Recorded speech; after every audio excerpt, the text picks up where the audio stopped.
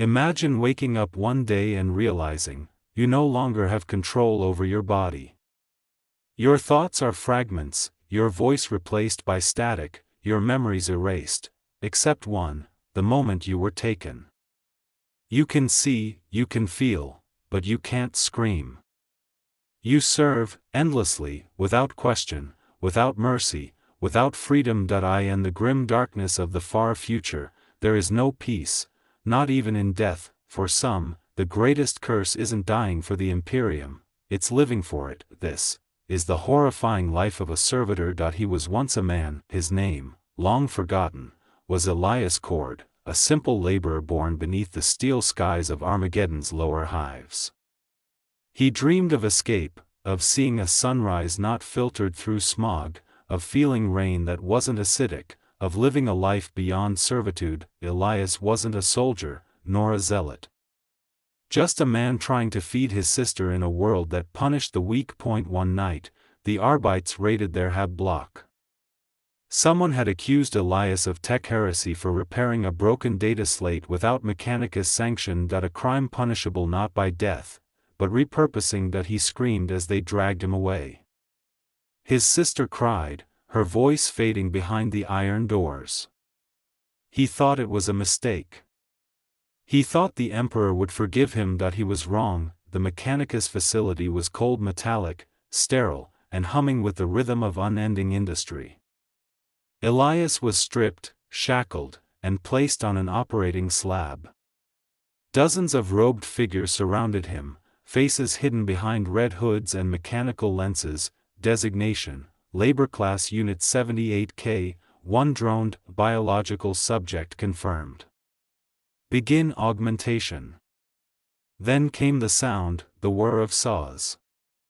The hiss of coolant. The burning scent of cauterized flesh. Elias's eyes widened as mechanical limbs pierced his body, replacing muscle with pistons, bone with steel. His cries turned to gurgles when they cut into his throat to install a Vox synth. His left eye was replaced by a red lens, feeding data directly into his fragmented mind. But the worst part wasn't the pain. It was the erasure. A long mechadendrite descended from the ceiling, ending in a needle of shimmering blue light. It inserted into his temple, memory purge initializing. He wanted to scream.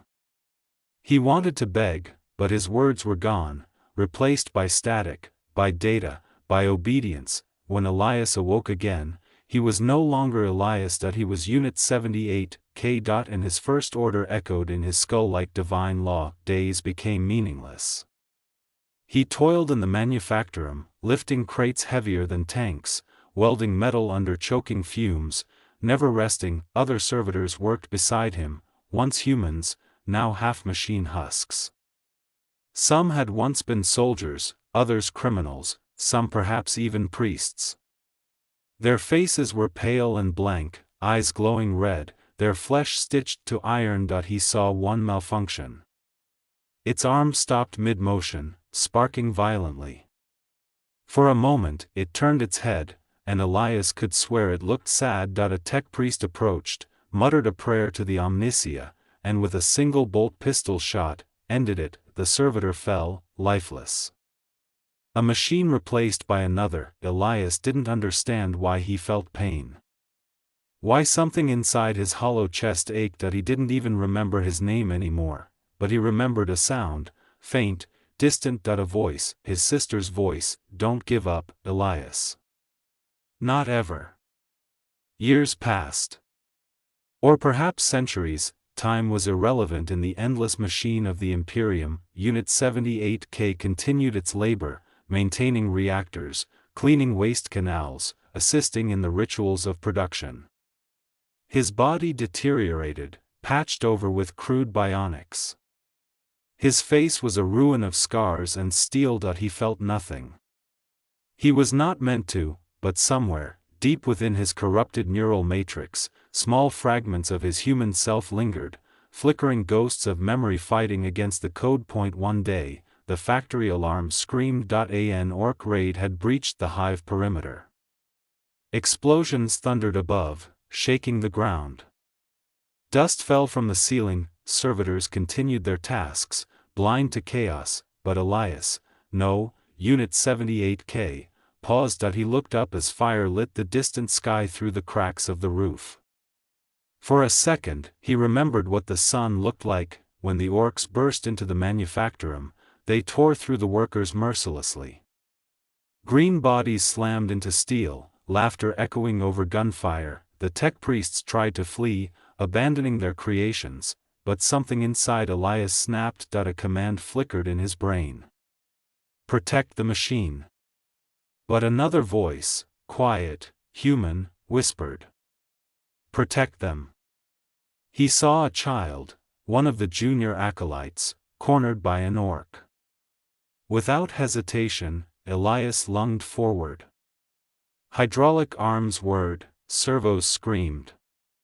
He slammed into the green skin, crushing it against a wall with impossible strength. The orc roared, hacking into him with a cleaver, tearing flesh and wire.